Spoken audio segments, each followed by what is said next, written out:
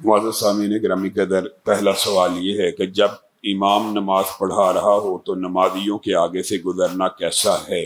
اس حوالے سے آپ نے آج کے بعد یہ بات ذہن نشین کر لینی ہے۔ یہ بات کئی مرتبہ نمازی جھگڑے کے اوپر بھی اتر آتے ہیں۔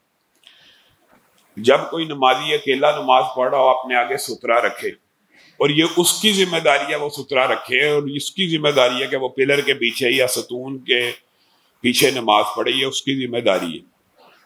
اور اگر کوئی دوسرا شخص اس کی نماز کے آگے سے گزر جاتا ہے تو اس کا استحقاق کتنی جگہ پہ ہے؟ تو صالح حسین اور دیگر جو راجع موقف ہے وہ یہ اس کا استحقاق سجدے کی جگہ تک ہے، جہاں تک اس نے سجدہ کرنا ہے۔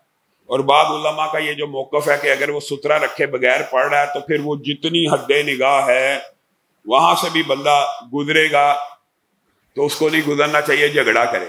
بھائی بندہ تو جھگڑا وہاں تک ہی کر سکتا ہے جہاں تک اس کا ہاتھ جاتا ہے، تو ہاتھ جانے کی جو حد ہے وہ سجدے کی جگہ تک ہی ہے۔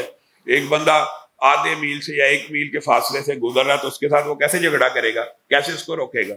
تو یہ بات ان علماء کی رائے کا احترام ہے، لیکن یہ بات درست معلوم نہیں ہوتی۔ اس لیے جو سترے کی رکھے بغیر نماز جو نمازی پڑھتا ہے اس کا استحقاق بھی سجدے گاہ تک، سجدے کی جگہ تک ہے۔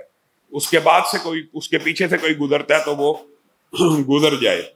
بعض لوگوں نے اس کا 5 فٹ بتایا، لیکن اصل جو سوال اس سوال میں ہے کہ اگر امام نماز پڑھا رہا ہے تو یہ بات یاد رکھیں، یہ خواہ لوگ لڑائی کرتے ہیں نمازی اور مقتدی۔ امام نماز پڑھا رہا ہو تو امام کا سترہ ہی نمازیوں کا سترہ ہوتا ہے۔ صحیح مسلم کی حدیث میں بھی یہ بات اور دیگر حدیث کی کتب میں بھی یہ بات ملتی ہے، یہ بات ذہن میں رکھیں۔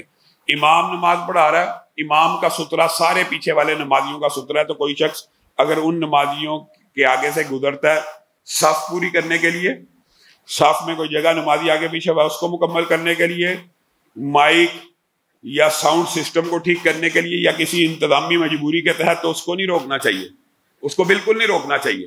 آپ کا سترہ ہی نہیں، آپ کا سترہ امام کا سترہ ہے، یہ بات بھی ذہن میں رکھیں۔ البتہ اس کے حوالے سے بڑی لمبی چوڑی احادیث موجود ہے، اور یہ بات سمجھنا کہ اگر نمازی آگے سے گزر جائے کوئی مرد تو نماز ٹوٹ جاتی ہے، یہ بات بھی باطل ہے، یہ بات بھی درست نہیں ہے۔ کالے کتے کی، گدھے کی، عورت کی احادیث موجود ہیں، اور ان کے علاوہ کسی سے نماز نہیں ٹوٹتی۔